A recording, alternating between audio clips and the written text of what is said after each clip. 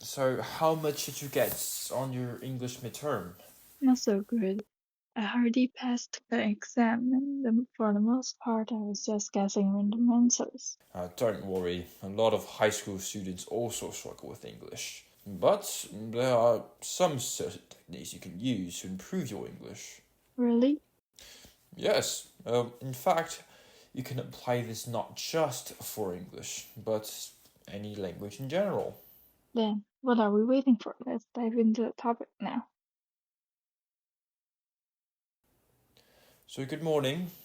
Today's topic, as you can see, is how to learn English, or any language in general.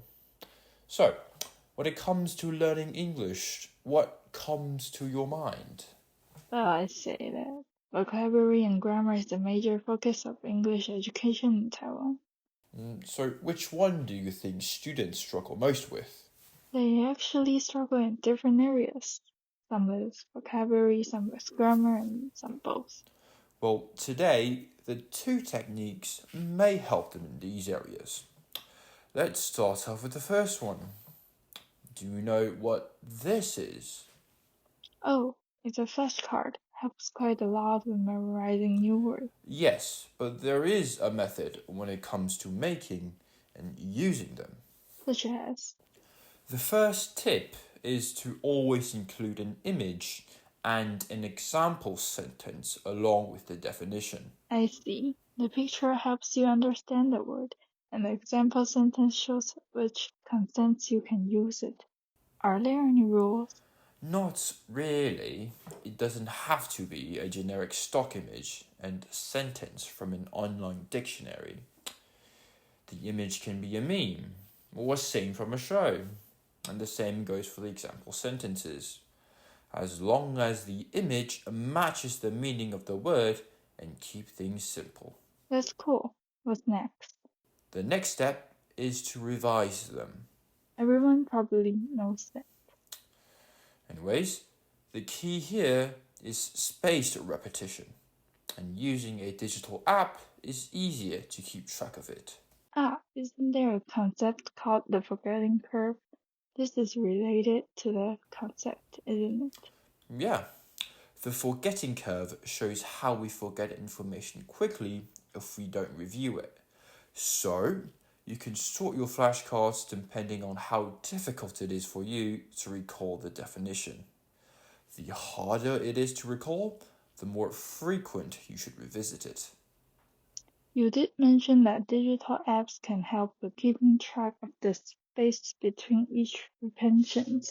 As the number of flashcards grows, it becomes harder to keep track of them all. Any suggestion for that? Well, a lot of language learners use Anki for flashcards, but of course, you can use any app that you like that includes a spaced repetition feature. That's good to know. Yeah, just remember to revise them frequently, yeah? So, anyways, that's all I have to say for flashcards. Let's, take a break. Sounds good. We'll see you soon in a moment. In our previous segment, we talked about using flashcards and spaced repetition to help us memorize vocabulary. Now, what is the second technique? Well, what do students or your classmates usually do when they are on break? They probably play mobile games. Of course they do that, but what else other than games? Doom scrolling? That's it. Just media consumption in journal. But how is doom scrolling even going to help with language learning? There's this thing known as a language immersion method. When you're surrounded by English all the time, you start picking up things without even realizing it. And well, it's not that hard at all. You can switch your phone to English or watch your favorite short or long form content in English. But also, that sounds a little bit too good to be true, isn't it? Right, the rule is the slack, low effort content should be avoided.